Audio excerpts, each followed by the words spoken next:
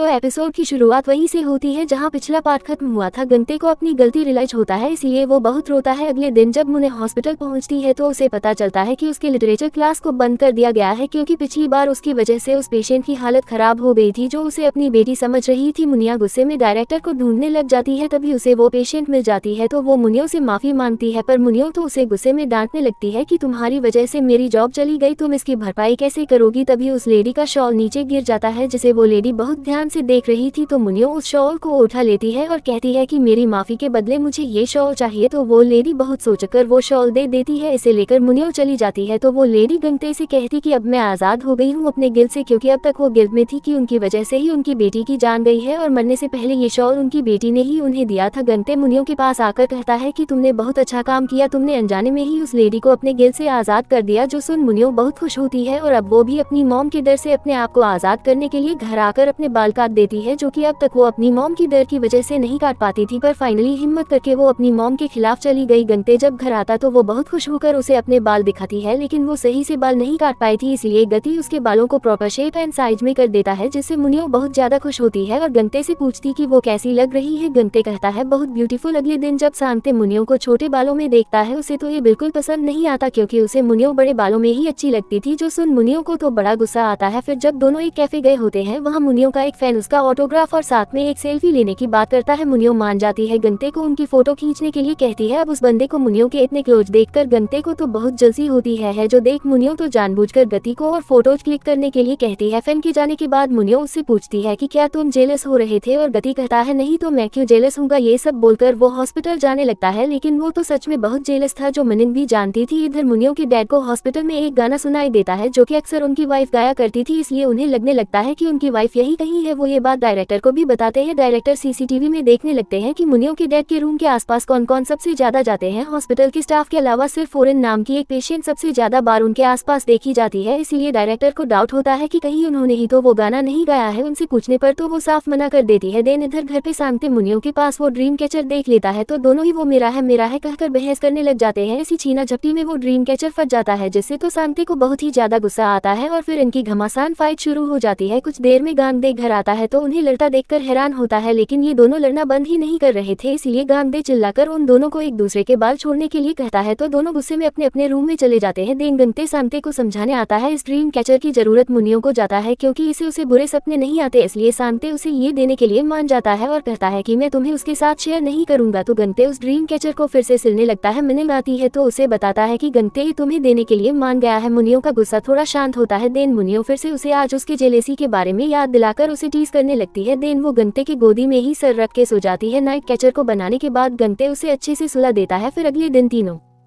Hospital पहुंचते हैं, क्योंकि पेशेंट्स की डिमांड पे मुनियो की क्लास फिर से शुरू हो गई थी। गंते तो अब हर वक्त बस मुनियो के बारे में ही सोच रहा था, क्योंकि अब उसे रियलाइज हो चुका था कि वो मुनियो को पसंद करता है। क्लास खत्म करने के बाद मुनियो जब विजिटिंग एरिया में आती है, वहीं एक पेशेंट का पति आकर उस पर गुस्सा करके उसे मारने ही जा रहा था कि तभी मुनियो उसे एक कैन फेंक कर मारती है कि तभी वो आदमी गुस्से में आकर मुनियो को खींचकर एक थप्पड़ मार देता है। इसे दूर से गद देख लेता है, जिससे उसे बहुत गुस्सा आता है। वो आकर उस आदमी को खींचकर एक मुक्का मारता है। इवन गुस्से में तो वो उसे और मारने जा रहा था, पर दूसरे स्टाफ आकर उसे रोक लेते हैं और इस इंसिडेंट की वजह से गांधी को कुछ दिन के लिए सस्पेंड कर दिया जाता है। और वो इससे खुश होता है, क्योंकि उसने इस बार अपने इमोशंस को नहीं छुपाया, उसने वही किया जो उसके दिल ने चाहा। इसलिए वो बहुत खुश होकर मुनियो के पास आता है, उसे बताता है कि मुझे सस्पेंड कर दिया गया, चलो कहीं ट्रिप पे जाते हैं। बस हम दोनों ने कहा था ना कि जब मैं जाऊंगा तब तुम मुझे अपने साथ ले जाओगी। नयंग भी खुशी खुशी मान जाती है। दोनों डिसाइड ही कर रहे थे कि उन्हें कहाँ जाना चाहिए। तभी गंते कहता है कि मैं सिर्फ दिन के वक्त जा सकता हूँ, क्योंकि फिर मुझे सांते का भी तो ख्याल रखना है। जो सुन मुनियो तो गुस्सा हो जाती है, पर आखिरकार गंते मान ही जाता है और दोनों डिसाइड करते हैं कि एक दिन के लिए वो लोग ट्रिप पे जाएंगे और सांते का ख्याल जीशु रख लेगा। ये सुनकर मुनिया बहुत खुश होती है। देन माहौल थोड़ा रोमांटिक बन जाता है। दोनों केस करने जा रहे थे, लेकिन तभी जंगल से हिरन की आवाज आती है, जिससे गलप्रीत शर्मा के चला जाता है और मिनिंग उस हिरन को गाली देने लगती है। तो अगले दिन दोनों रेडी होकर ट्रिप के लिए निकल जाते हैं। तो दोनों बहुत सारी जगह घूमते हैं, एंजॉय करते हैं, इन मोमेंट्स को याद रखने के लिए साथ में फोटोज खींचते हैं। मुनियो को हाइट से डर लगता था, तो गति उसे टीज करने के लिए खंबे में लटके ब्रिज के पार जाने लगता है। वहीं मुनियो मुनियो तो डर के मारे बहुत धीरे धीरे से आगे बढ़ रही थी। इस तरह दोनों बहुत एंजॉय करते हैं। इधर मिस्टर ली के रहने के लिए कोई जगह नहीं थी, इसलिए वो जूरी के घर पे रहने के लिए ही आ जाते हैं, जहाँ सब लोग साथ में बैठकर खाना खाते हैं। वहीं मिस्टर ली तो सबके सामने ही जूरी से फ्लर्ट कर रहा था, क्योंकि वो जूरी को पसंद करने लगा था। इधर गति मुनियो से पूछता है कि आखिर उसके और जूरी के बीच क्या हुआ था, तो मुनियो बताती है कि बचपन में वो दोनों सेम स्कूल में साथ पढ़ती थी और जूरी को सारे बच्चे बुली करते थे, पर क्योंकि सारे बच्चे मिनिंग से डरते थे, इस तरह अनजाने में एक दिन जूरी की एक दिन उसने उन बुली गैंग से हेल्प की थी। तब से दोनों दोस्त बन गए थे। उसकी वजह से मुनियो कभी अकेला फील नहीं करती थी और जूरी को दूसरे बच्चे बुली भी नहीं करते थे। पर जूरी को दूसरे बच्चों के साथ खेलता हुआ देखकर मुनियो को अच्छा नहीं लगा, इसलिए उसने दूसरे बच्चों को डरा दिया, तो वो बच्चे भी जूरी को अवॉइड करने लगे। इसलिए जूरी ने उससे दोस्ती तोड़ दी। Come back to present. गंते उससे कहता है कि तुम्हें उससे फिर से दोस्ती कर लेनी चाहिए। मुनियो कहती अब उसकी जरूरत नहीं है, क्योंकि अब मेरे पास एक बेस्ट फ्रेंड है और तुम भी तो हो। इन दोनों सोने जाते हैं। गंते ने ड्रिंक कर लिया था, इसलिए वो बहुत स्माइल कर रहा था। मुनियो कहती कि तुम हंसते हुए कितने अच्छे लगते हो। गंते बताता है कि उसे आज मुनियो के साथ बहुत ही अच्छा लगा। अब ये लोग जहाँ ठहरे थे वहीं पे इनके हॉस्पिटल से भागे हुए दो लवर्स मिल गए थे, जो कि भागना चाहते थे, पर गंते ने उन्हें समझाया कि पहले उन्हें अपना ट्रीटमेंट कंप्लीट करना चाहिए, फिर डिस्चार्ज होने के बाद दोनों साथ में रह सकते हैं। गति मुनियो से दूसरे रूम में जाकर सोने के लिए कहता है और मुनियो तो उसके साथ ही सोना चाहती थी, तो दोनों साथ में ही सो जाते हैं। सुबह मुनियो उठती है तो आसपास गति को न देखकर थोड़ा घबरा जाती है, इसलिए उसे बाहर ढूंढने जाती है। तभी गंते सामने से फूल लेकर आता है और मुनियो से कहता है कि बचपन में मैं तो तुम्हें फूल नहीं दे पाया था। ये बोलकर वो मुनियो को किस करता है। देन वो दोनों उन लवर्स को लेकर हॉस्पिटल वापस आते हैं, क्योंकि मुनिया और गंते साथ में ही सोए थे, इसलिए ये लड़का हॉस्पिटल में रूमर फैला देता है कि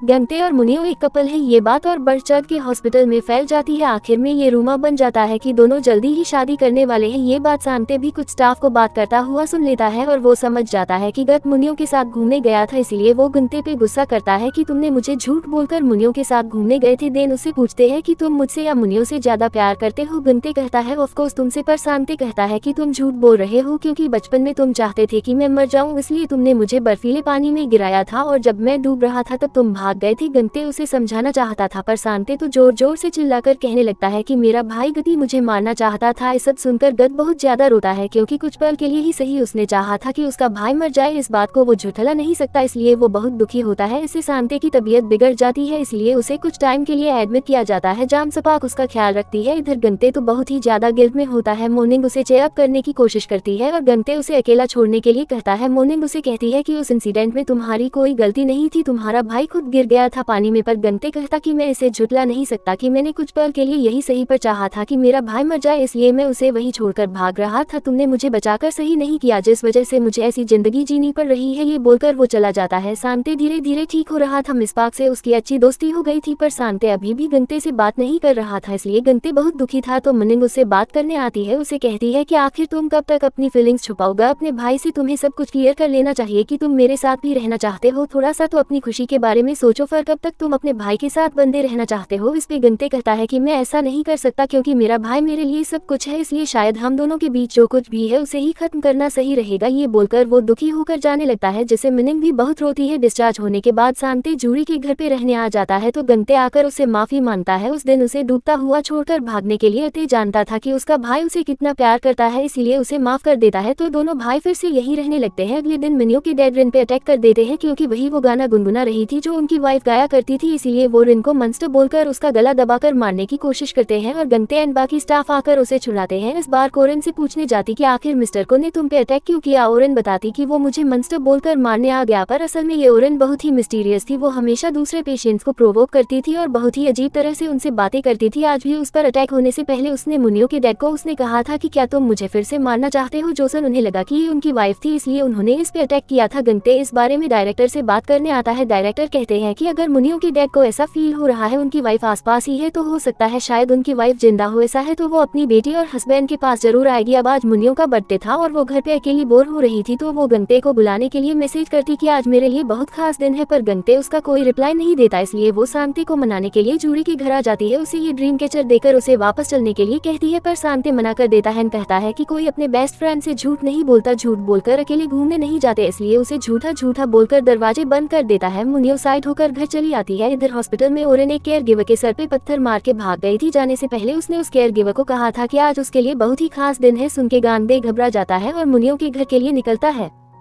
क्योंकि वो जानता था कि आज मुनियो का बर्थडे है और उसे डाउट हो रहा था कि कहीं ओरेन ही मुनियो की मॉम ना हो। इधर ओरेन मुनियो के घर पहुंचकर उसे हैप्पी बर्थडे विश करती है। देन घर के अंदर घूमने लग जाती है और चीजों को देखने और छूने लग जाती है। जोदक मुनियो कहती कि मेरी चीजों को कोई और छुए, ये मुझे पसंद नहीं है। ओरेन एक नुकीली चीज उठा लेती है। मुनियो उसे वापस लेने के लिए पकड़ती है और ओरेन उस चीज को खींच लेती है, जिससे मुनियो का हाथ कट जाता है और उसके हाथ से खून निकलने लगता है। गंते जब तक यहाँ पहुँचता है, रिन यहाँ से जा चुकी थी। मुनियो को सही सलामत देकर गंते उसके गले लग जाता है। देन वो रिन के बारे में पूछता है। जोसन मुनियो कहती कि क्या तुम उसके लिए आए थे? तुम्हारा भाई तुम्हारे लिए बहुत इंपॉर्टेंट है, मैं जानती हूँ, पर क्या वो भागी हुई पेशेंट भी अब मुझसे ज्यादा इंपॉर्टेंट है? क्या तुम्हें मेरी फिक्र नहीं थी या तुमने मुझे थोड़ा सा भी मिस नहीं किया? ये बोलकर वो नाराज हो जाती है। गंते उसके रूम में जाता है और उसके हाथ पे रुमाल बांध देता है। देन उसे कहता है कि मुझे तुम्हारी फिक्र थी इसलिए मैं यहाँ आया। मुनियो कहती है झूठ बोल रहे हो। तो गंते उसे किस कर लेता है। देन उसे बताता है कि मैंने तुम्हें बहुत मिस किया। इसी के साथ पार्ट 5 का एंड यहीं पे होता है।